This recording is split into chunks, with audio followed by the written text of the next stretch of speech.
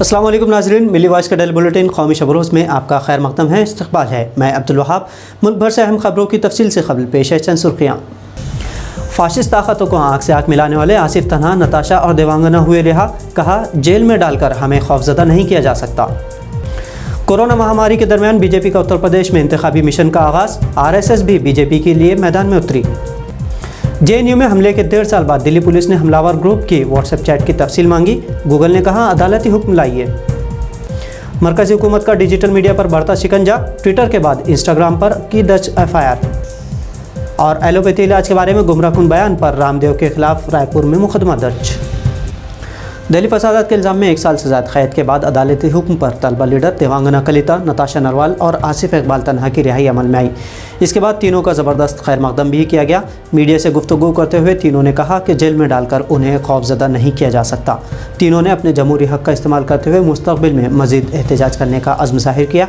उन्होंने कहा कि उनका एहतजाज जमहूरी एहतजाज था और मुल्क का जमहूरी क़दरों की हिफाजत के लिए था और कोर्ट ने भी इसे तस्लीम किया है।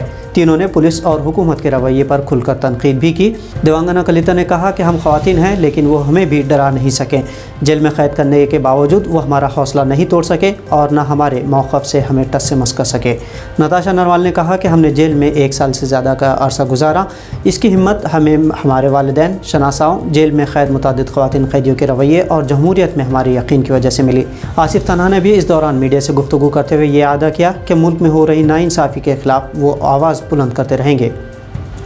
नाज़रीन, भारत में बिलखुसूस उत्तर प्रदेश में कोरोना ने भले ही कहर बरपा कर रखा हो, लेकिन बीजेपी को इससे कुछ ख़ास फ़र्क नहीं पड़ता। बीजेपी और उसकी नज़रिया साज तंजीम RSS अपने मिशन 2022 पर काम शुरू कर चुकी है। उनका फोकस बतौर ख़ास उत्तर प्रदेश है, जहां फरवरी-मार्च में असम्बली इलेक्शंस होना है। हुकूमत के तई अवामी नाराज़गी का जायज़ा लेने के लिए पार्टी ने सूबे के अरकान असम्बली के रिपोर्ट कार्ड तैयार करना शुरू कर दिया है, जो खुफिया सर्वे के ज़रिए किया जा रहा है। रिपोर्ट कार्ड JP नड्डा और अमित शाह को भेजा जाएगा।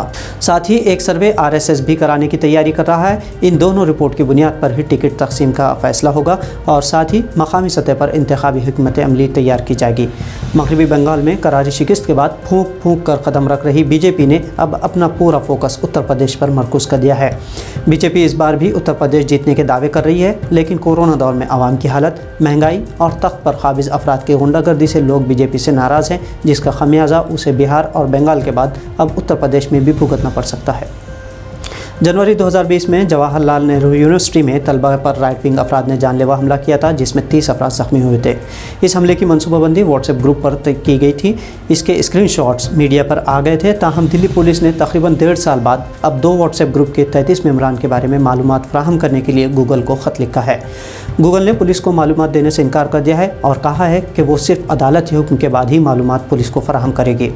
पुलिस ने 2 WhatsApp groups unity against left और फ्रेंड्स ऑफ RSS के मेम्बरान के इश्तराक करदा पैगाम, तस्वीर और वीडियोज़ की तफसीलात पेश करने से इनकार कर दिया है।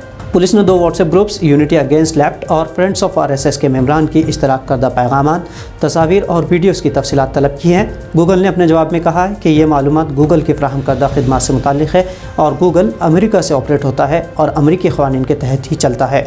पुलिस की कारकर्दगी देख यहाँ सवाल ये पैदा होता है कि JNU पर हमले के फ़ौरी बाद जब डिजिटल और शवाहिद मौजूद थे, तो दिल्ली पुलिस आखिर 1.5 साल तक क्यों कार्रवाई नहीं कर सकी। दूसरी तरफ दिल्ली में केजरीवाल सरकार दावा करती है कि उसने 2 लाख CCTV कैमरे लगाए हैं, लेकिन मामला चाहे JNU का हो या दिल्ली फसाद का, उन CCTV फुटेज की कारकर्दगी पर सवाल या निशान ज़रूर उठते हैं। हुकूमत हिंद ने इंटरनेट मीडिया के लिए नए क़वाइद बनाए हैं, जिसके बाद ट्विटर और इंस्टाग्राम पर भी कानूनी शिकंजा कसने की मरकज़ी हुकूमत तैयारियां कर रही है। मरकज़ी हुकूमत में वज़ीर इंफॉर्मेशन टेक्नोलॉजी रविशंकर प्रसाद ने कहा कि ट्विटर मुतअद्दिल क़वाइद की पासदारी करने में नाकाम रहा है और मुतअद्दिद मौक़े मिलने के बावजूद जानबूझकर उनकी पैरवी नहीं करने का इंतखाब किया है। प्रसाद ने कहा है कि यह हैरत की बात है कि ट्विटर, जो अपने आप को आज़ादाना इजहार राय का परचम बरदार ज़ाहिर करता है, जब उसमें रहनुमा खतूत की बात आती है तो वो जानबूझकर ऐसा कर रहा है। इधर गाज़ियाबाद में मुस्लिम बुजुर्ग से तशद्दुद और जय श्री राम के नारे लगवाने के तनाज़े पर ट्विटर के खिलाफ भी FIR दर्ज की गई हैं। ट्विटर के अलावा फ़ोटो और वीडियो नेटवर्किंग साइट इंस्टाग्राम भी जांच के घेरे में है। दिल्ली पुलिस की स्पेशल सेल की टीम ने एक बड़ी कार्रवाई को अंजाम देते हुए इंस्टाग्राम के खिलाफ एक मामला दर्ज किया है। FIR के मुताबिक गुज़िश्ता कुछ वक्त से इंस्टाग्राम पर मजहबी और फ़िरका वाराना अहम आहंगी को ख़राब करने के इल्ज़ामात लगाए गए हैं। छत्तीसगढ़ की रायपुर पुलिस ने सन्यासी से कॉर्पोरेट बने बाबा रामदेव के खिलाफ कोविड-19 के इलाज के लिए दी जा रही दवाइयों के बारे में गलत प्रोपेगेंडा फैलाने के इल्ज़ाम में एक मुकदमा दर्ज किया है। रायपुर पुलिस के सुपरिटेंडेंट अजय यादव ने बताया कि रामकृष्ण यादव और बाबा रामदेव के खिलाफ इंडियन मेडिकल एसोसिएशन की छत्तीसगढ़ यूनिट की जानिब से शिकायत मौसूल होने के बाद मुकदमा दर्ज किया है। रामदेव के खिलाफ दफ़ा 188 के तहत सरकारी मुलाजिमीन की जानिब से नाफिज अहकामात की नाफरमानी, दफ़ा 269 में वबा के दौरान लापरवाही और दफ़ा 504 में जानबूझकर तौहीन करना यानी इंडियन मेडिकल एसोसिएशन की तौहीन करने के अलावा दीगर IPC और डिज़ास्टर मैनेजमेंट एक्ट के तहत मुकदमा दर्ज किया गया है।